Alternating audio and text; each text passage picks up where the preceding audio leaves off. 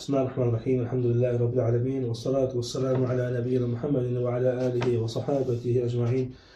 Rabbi şurah li sadri ve yessir li emri ve hlul uqdeten min lisani yefqahu qavli amma ba'd. Muhterem qardaşlarım, birinci özümə son əsası Allah Teala'dan haqq təqvasından qorxmağı nəsihət edirəm. Çünki bu bizdən və öncəki ümmətlərin bir-birlərinə, qövmlərin bir-birlərinə çatdırdığı nəsihət idi.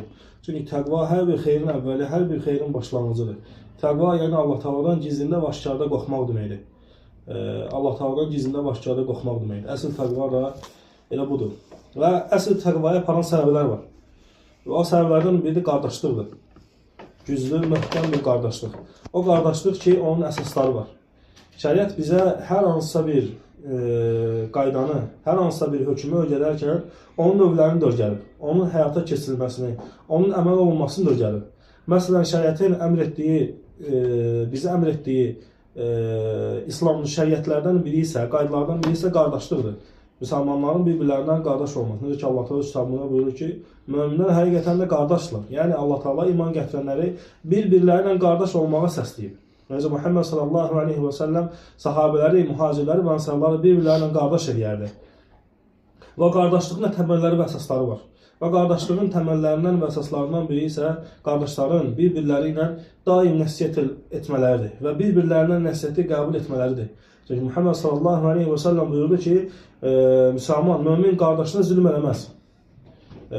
Və Allah Resulü buyurdu ki, sizdən biri görsə ki, müsəlmana, qardaş qardaşına zülm eləyir, o zaman məzluma, zülm olunana kömək eləyir. Və həmçinin zülm edənə də kömək eləyir. Və sahabələr Allah Resulündən, Muhammed sallallahu aleyhi və səlləmdən soruşdular ki, ya Resulullah, zülm olunana kömək aydındır. Zülm olunana kömək eləməyin yönü aydındır. Onu uzaqlaşdırmaq, onu qorumaq, himayə eləmək və s. Bəs zülm edəndən bəs necə? Zülm edənə bəs necə kömək olmalıdır? Və Peyğəmbər sallallahu aleyhi və səlləm də buyurdu ki, onun zülmünü aradan qaldırmaqla. Və bunu göstərir ki, müsəlmanın xətrinə dəyə bilər. Və müsəlmana zülm də eləyə bilər. Ona görə də fikir verdirsə, Peyğəmbər sallallahu aleyhi və səlləm iki şəxsi eyni anda müalicə elədi. Həm zülm olunana dəstək oldu Allah Resulü Muhammed sallallahu aleyhi ve sellem və həmçinin də zülm edənə. Çünki zülm edənin zülmünün aradan qaldırılması ona köməkdir. Ona görə də görürsən, hərdən iki qardaşın arasını barışdırmaq üçün və yaxud iki qardaşı mehribanlaşdırmaq üçün bir nəfərin üstünə düşürlər və bir nəfəri qınayırlar və başqa bir nəfərsə yox. Olmaz. Müalicə ikisi də birdən olmalıdır. Yəni, nəsihət etmək, islah etmək, ikisi də bir yerdə olmalıdır. Çünki Allah Teala kitabında sülhə xeyir deyib baxır. Sülh etməyə, yəni aranı barışdırmağa, əmin-amansızlığa Allah Teala kitabında xeyir deyib. Ona görə də bir müsəlmanı və yaxud da bir-birləri ilə problemlərə və yaxud da bir-birləri ilə ədavətə düşən müsəlmanların arasını birləşdirmək və onlara kömək eləyəndə gərək hamısına nəsihət olunsun. Hətta diqqət etirdirsə, Allah Resulü Muhammed sallallahu aleyhi ve sellem zülm eləyən özünə də kömək eləməyi əmr elədi. Çünki görünür ki, bir insanı şərdən saxlamaq onun üçün köməkdir. Baxmayaraq ki, o nəfsin ağır gəlsə də belə. Hərdən olur ki, insanın qəlbi fisklə dolduqda, insanın qəlbi asililərlə dolduqda artıq ona zülm eləmək, əziyyət vermək rahatlaşır. Çünki qəlb Allah Teala'nın baxdığı yerdir. İnsanlar oranı görmür. İnsanların gördüyü isə zahirdir. Düzdür, zahir qəlbdə olanların göstəricisidir. Amma tam olaraq hərdən gizlənir. Necə ki, münafiqlər bəzi şeyləri Allah Resulü zamanında gizlədirlər. Ta o zamana qədər ki, Allah Teala kitabında ayələr nazil etdi.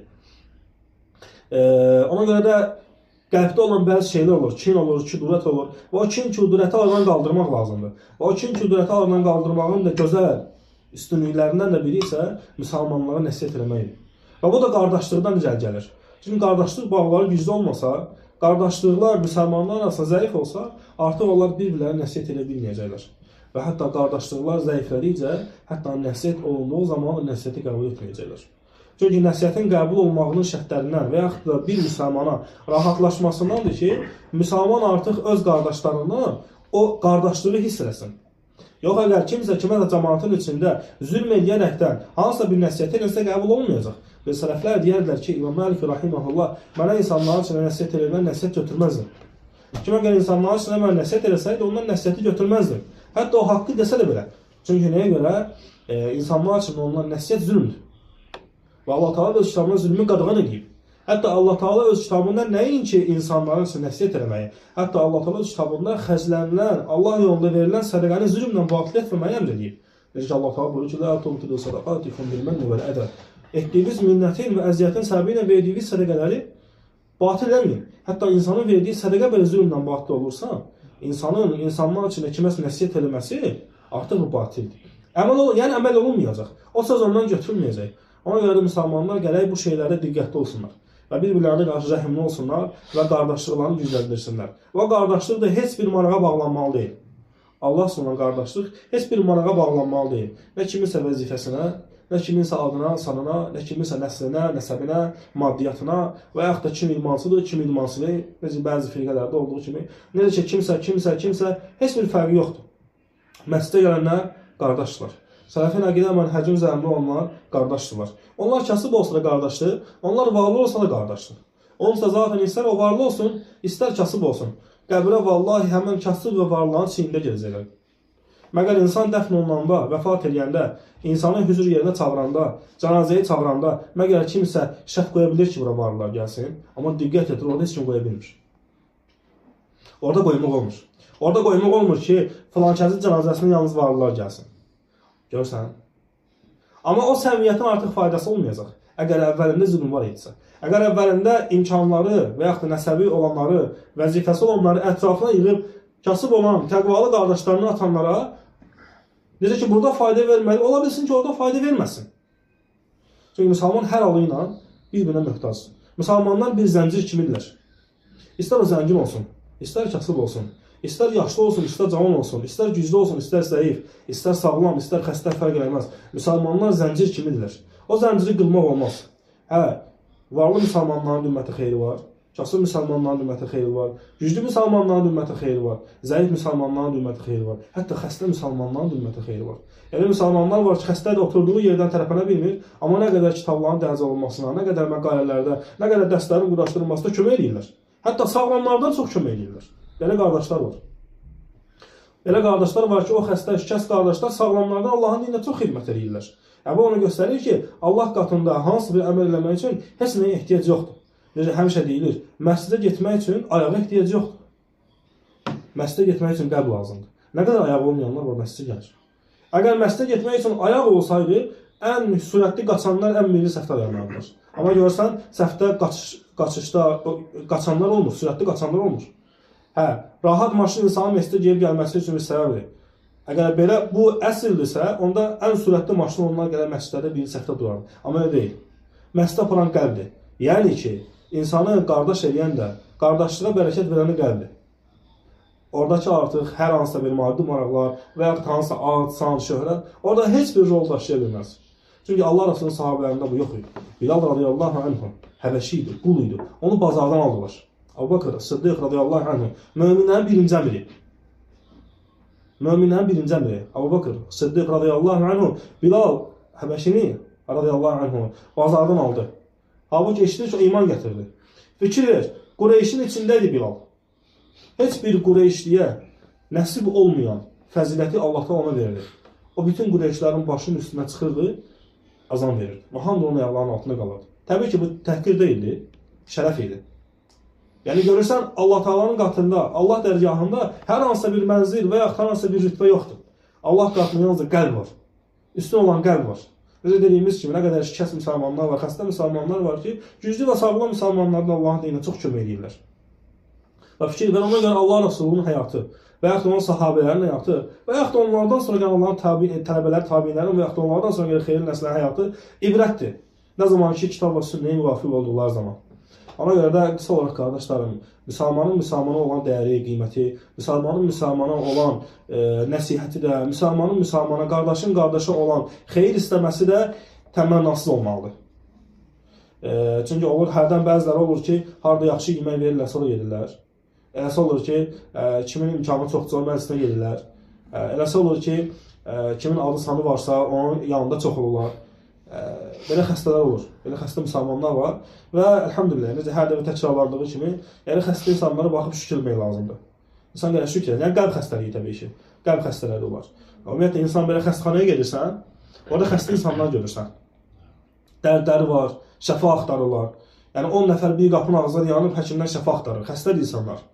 Ora baxan insan elə xəstəxanaya girəndə nə hiss edirsən? Sağlamlığı hiss edirsən. Sağlamlığı hiss edirsən və özündə hiss eləmədiyin nemətlərə görə Allaha şükür edirsən. Ona görə belə insanlara görəndə aqil insan şükür etməlidir. Ki, ya Rab, sənə həmd olsun ki, qəlbim o qədər xəstə deyil. Ona görə qardaşlıq bu bağların üzərində qurulmalıdır. Qardaşlıq yalnız Allah üçün olmalıdır. Allahın razılığı üçün olmalıdır. Və Allahın razılığı üçün olan qardaşlıqda da heç bir təmənni ola bilməz. Yalnızca və yalnızca Allah Taala'nın qoyduğu kitab və Rasulunun o kitaba verdiyi izah, yəni sünnəsi və sahabələrinin fəhmi. Çünki Quran, sünnə və icma üçü birlikdə qəbul olunan bir məfhumdur. Onlar bir-birindən ayrılmaq olmaz. Və kimlər ki, yəni bu üç məfhumu, yəni bu üç xeyri, bu üç nuru bir yerdə cəm ediblərsə, onlar qardaşdır. Və onların arasında heç bir fərq ola bilməz. Olan kim əgər fərq qoyursa, artıq onun qəlbi problemlidir. Və qəlbi problemi olan insanın da özünə şəfa diləməlidir Allahdan birinci.